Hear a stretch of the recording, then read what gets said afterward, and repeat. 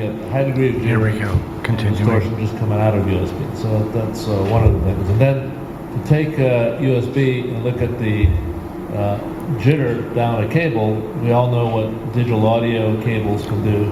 And when we look for jitter, Dave, who's a professional recording engineer, they deal with that all the time. So I think the difference you heard is, one, the different conversions out of the USB output, and second is the quality of the cable.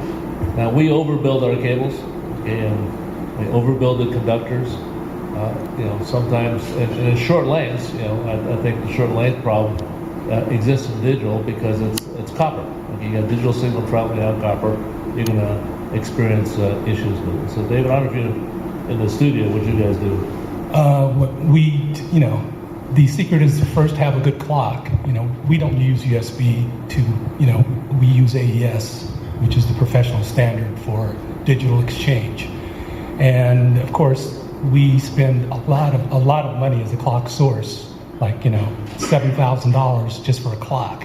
So we get crazy that way, but you guys get pretty crazy too. And we do stay away from USB. We don't use USB for audio at all. Hear that, everybody? Okay. By the way, David just remixed. He did the Miles, right?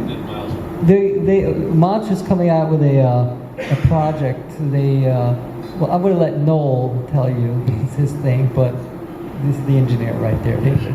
Okay? So, in the back. Two very good questions. One is, you commented on iTunes. sorry.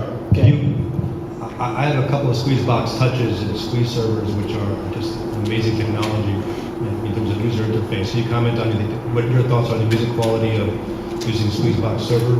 And then the second question, completely different question, which is, I pay for my music primarily because I want higher quality, but these days you can buy used CDs for $6-7 and then rip them yourself. And to be honest, I'd like to buy your stuff, but at $20 a pop, it seems like a difficult value proposition, to be honest. And I'm wondering whether in the future you see a more realistic model than $20 per CD. Well, that's a good question. I'm going to answer that. First of all, I don't set the prices. I'm a store agent. Labels do.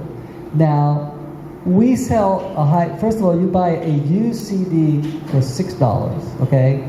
When you buy a used CD, the engineer and the musicians don't benefit, okay? The people who make their living from that. Secondly, when you buy the used CD, you're buying it at 44/1 16-bit. Now we're selling you a download much superior at 9624 for $17.98, which is a list price. And that's a little cheaper than I think most people sell real product DVD and SACDs. So we would like to keep the price as reasonable as we can, but still our label partners and musicians set the price. And remember this, when you buy a real download as opposed to a reused CD, it gives people a reason to create new music and new art. I support my family, by writing music. And if my new CD, everybody just rips it and sells it, what's going to be my reason, or Pat Metheny or Keith Jarrett? Everybody's going to say, what do we need this for? So that's pretty much it, is all I can say. And like I said... Teacher. Look. I mean, how much do we spend on vinyl? Yeah, what's a vinyl cost? I myself spend hundreds of dollars on vinyl. So this is very reasonable, I think. That's from my personal perspective. What happened? We'll take it.